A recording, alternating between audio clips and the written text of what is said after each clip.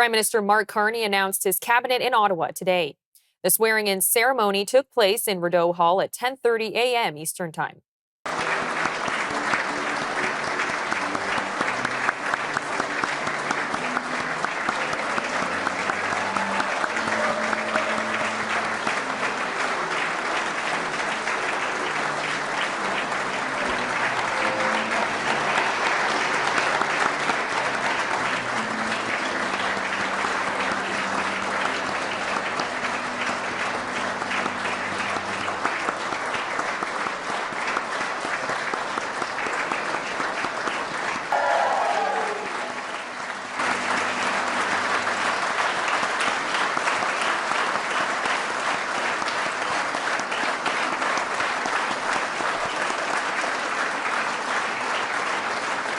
The Honourable Mélanie Joly, Minister of Industry, Minister responsible for Canada Economic Development for the Quebec region.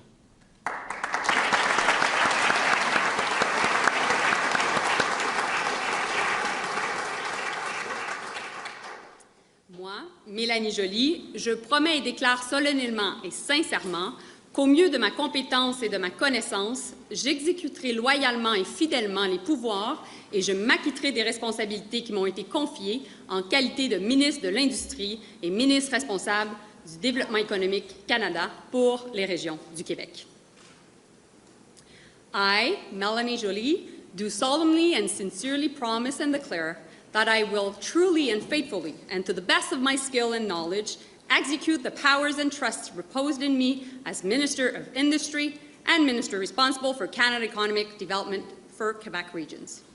That's good. Thank you.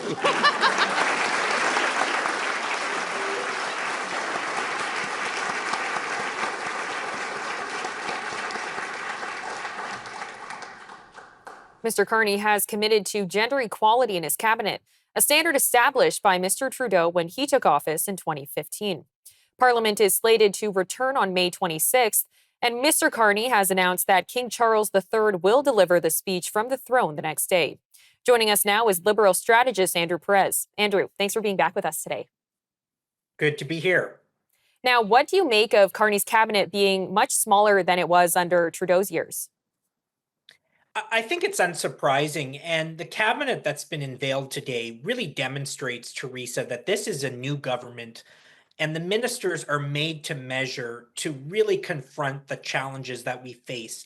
Carney has been clear that he received a mandate from the Canadian people to forge a new economic and security relationship with the United States, to tackle the high cost of living and to make this country more affordable for everyday Canadians, and to move forward with building new housing, doubling the rate of residential housing construction in this country, and to combat crime, which has become an issue across the country. And so when you look at the portfolios and the injection of significant new blood into this cabinet, I really do think it aligns well with the challenges that we face, and also changing the structure of the cabinet, making the cabinet not only more lean, but having 28 ministers who are heading up major portfolios, but then also having 10 secretaries of state, junior level ministers with a specific focus. We haven't had a secretary of state model in the cabinet since the Jean Chrétien years. So I think the structure of the cabinet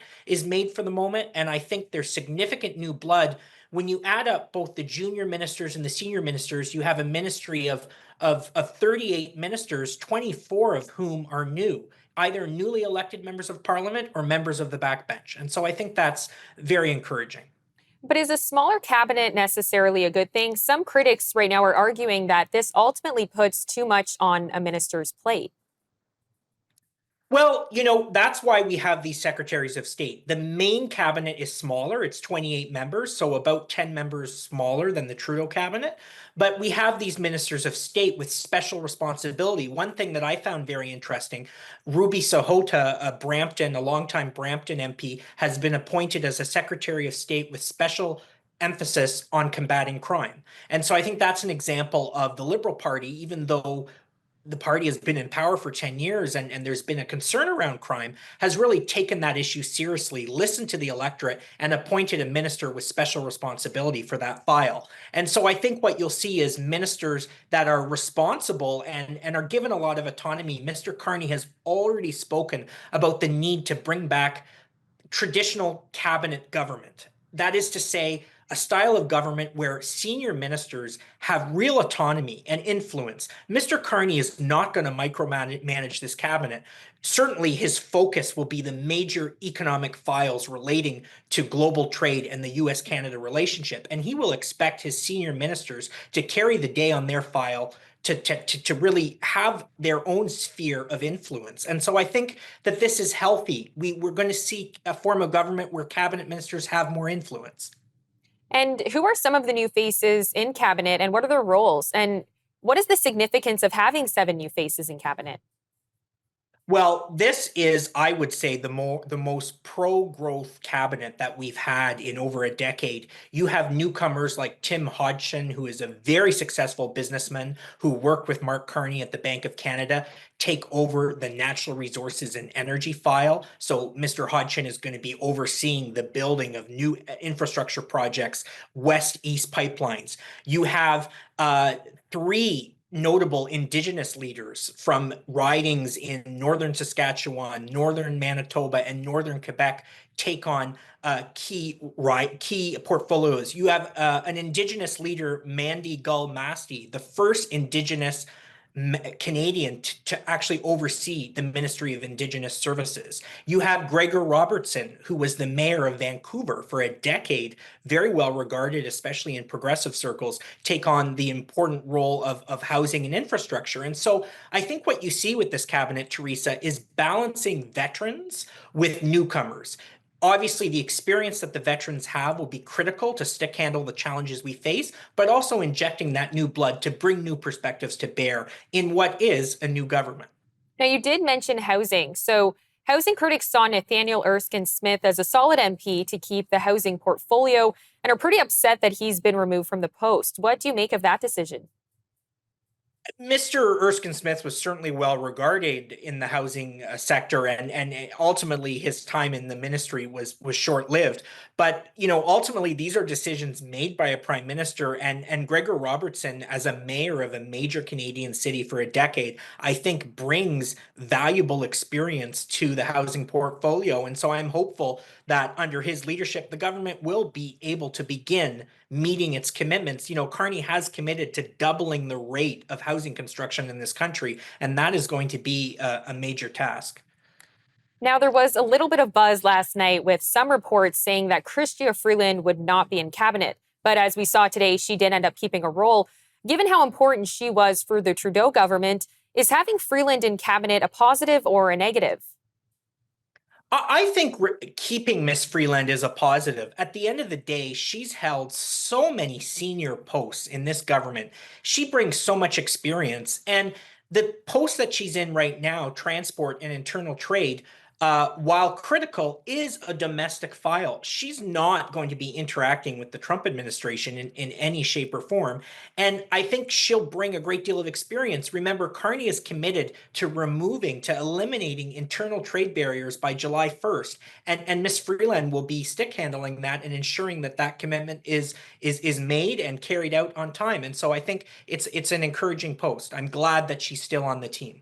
And you mentioned that Freeland won't be dealing with the Trump administration, or at least not too much. But what about Donald Trump's comments about Freeland? Does Freeland in cabinet potentially cause a rift between Carney and Trump, even though she's not necessarily dealing with that administration? I don't think so, Theresa. At the end of the day, she has a domestic role in this cabinet. She will not be interacting with Trump or any officials in the Trump administration in any shape or form. And that's just a reality. And so I don't think it's going to be a distraction at all. And I think the country will benefit from the experience that she brings with over a decade of experience in a variety of senior portfolios in the former government. Now, we do just have about a minute left, but how do you view this cabinet governing differently than under the Trudeau years? It's a more focused cabinet, and one where you have a variety of very highly accomplished individuals from a variety of sectors, whether it be the indigenous community, the business community, individuals who have served as senior cabinet ministers, finance ministers in provincial governments, a former mayor of the third largest city in the country. And so I think it's a cabinet that's really zeroing in on the economy. When you have business titans like Tim Hodgson, who has served on the most senior boards of directors in this country, now heading up energy and natural resources, I think that's very promising. So I think Mr. Carney is going to run his government like a business, and this cabinet is going to be like a board of directors. And I'll be very eager to see the progress that they're able to make in the coming 6 months as we look ahead to the fall and really grappling with the Trump administration. Andrew, thank you so much for the time today. Thanks for your time.